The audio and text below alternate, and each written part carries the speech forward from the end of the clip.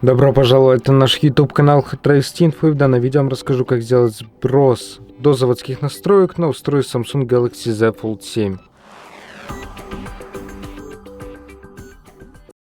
Для этого зайдемте в приложение настройки, выберем тут пункт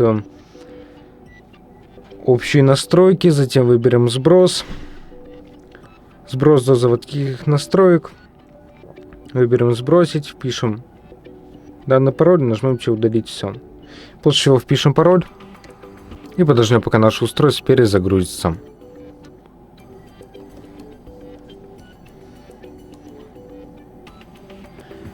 И как можете заметить, данное устройство было сброшено до заводских настроек. На этом все. Большое спасибо за просмотр этого видео. Ставьте лайки, подписывайтесь на наш YouTube канал и до новых встреч.